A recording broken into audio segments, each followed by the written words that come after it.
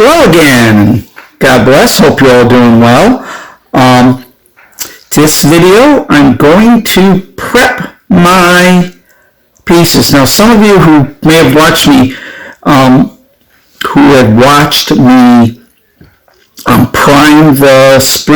the figures on the sprues, you might be thinking, that's nuts. You can't, you got to clean up the figures, the pieces, before you prime them. You got to do that first. The main reason for that is because you'll see this right here. It's called a mold line. And you can see a mold line going down here, down his leg. It's where they put the two pieces of the miniature together and they fill it with a plastic resin, and where the two smack together and make the miniature, that makes a mold line. However, when you're looking at it from far away, you're not going to see the mold line. Mold lines don't bother me that much. In fact, they don't bother me at all, really. Like I say, I'm trying to paint soldiers for playing a game, and I'm not trying to win an art contest.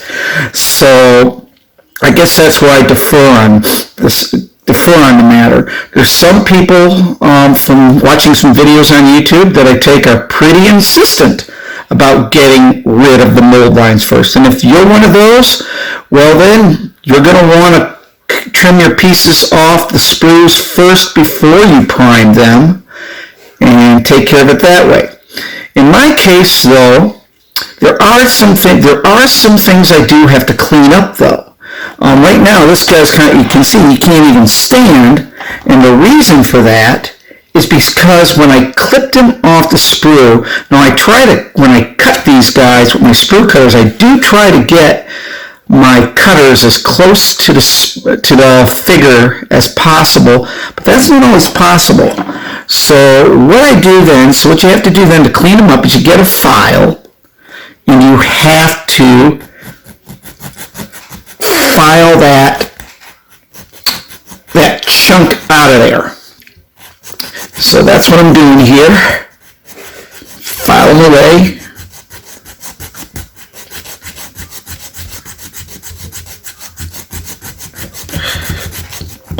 Nothing there.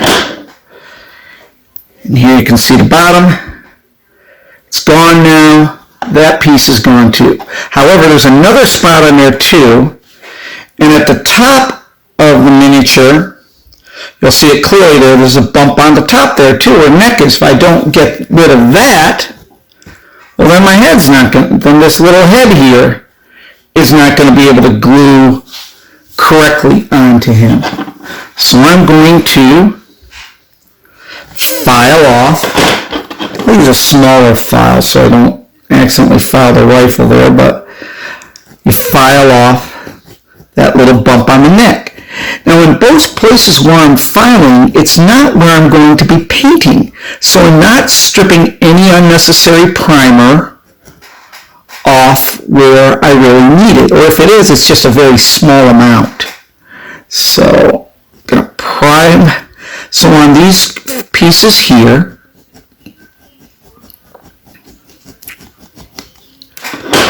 there you go. Now I filed off the bump. Bottom face, and look, he sits up nice and still now. Okay? Another thing I need to do is I'm going to look at the head here, and you can it's kind of blurry there for a second. Let's see. Underneath the head there's also a small bump right there near the chin, where you'll see it there near the chin. There's a bump right here that I have to file off. This all here is just hair, is where the hair meets. So let's take that, and I hold the head still, and I move the file this time, and get rid of that bump.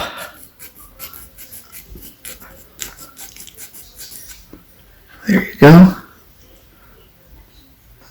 And as you can see, it doesn't take too long to get rid of it. Now the next thing I'm going to do,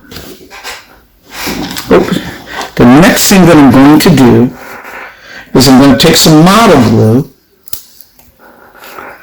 These are the only two pieces that I need to assemble this here. This guy's that's the head to a Fusilier. That's a regular musket man. And I'm going to have a tiny drop, just a tiny drop of glue on the top.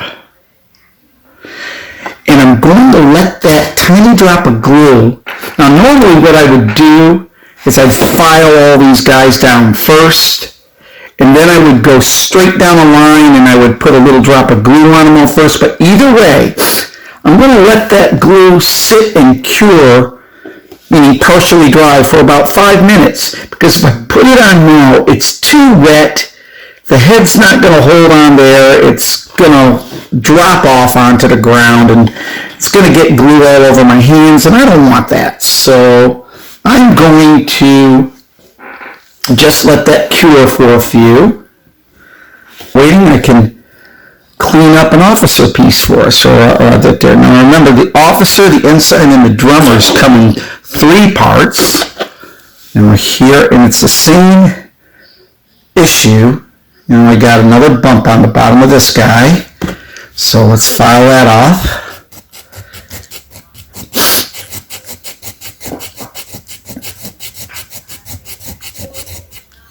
That's gone. Started a new book today. Not a kid's book this time. I started reading something that kind of goes with the hobby. I got Sharpe's Tiger, which is chronologically the first in the Sharpe series. I know those that are into Napoleonics really know about Sharpe, and to those that don't, Sharpe is a very heroic figure who is loyal to his friends and his comrades. He can be a rough character, not exactly well-mannered, and doesn't ever back down from a fight, but he probably when he should. Put that there. Okay. Let me see here. I'm going to look for the right torso. So this one will be the officer. I need to find the torso that, I can identify the torso. This one has a, come on, get into focus. Yeah, this one here you can see, instead of a belt, oh no, that is a belt. Gosh, golly. Where is he? Aha. Here it is. Is this it? Nope, that's not it either. Goodness gracious, outrageous. Where's my... Aha! Okay. This is my officer. And as you can see, instead of a belt going on, he has a sash that goes under. The sash is what is a item that determined his rank to the ordinary soldier. Plus, they could wear whatever clothes they wanted to. They didn't have to show up in uniform. Here's kind of dark, I know. But I got to do the bottom of him too, so there's no bumps on him. And again, he's got a bump on the top of his head. Right there, you can see it there in the... Come on, get focused.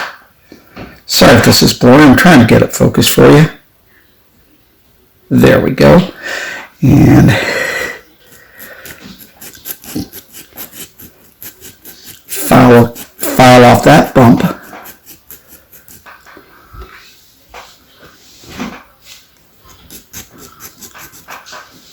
Probably should have used a smaller file. Took some primer off the top of the shoulder. I can just use some paint on primer to touch that up. But now I got my bottom head, and he's going to have a head, and since he's the officer, I got to find a correct head for him. It's this guy right here. And let's see here. Again. Let's see. Now here again, you can see the bump right here. But I got to be more careful because on the sides he's wearing what's called a period. But I want to get that little bump off his head, but not rip up the periwig. So I got that there, right between the two hunks there. That got rid of it. Okay. So now I've got my 3 parts. There, it's got the head, the torso, and the bottom half of them. I got a head here that belongs now to this guy. Now, like I said, I was waiting long enough for that, for this to cure. So let's put it on. Gotta get his head on there nice and straight. See? And since I let it cure, it popped right on there. I didn't get any glue on my hands. And he sticks right away. So it helps to let the glue cure a little bit before you try putting it on. And that soldier will next be ready for painting. See you in the next video. Bye-bye. Oh, and God bless. Bye-bye.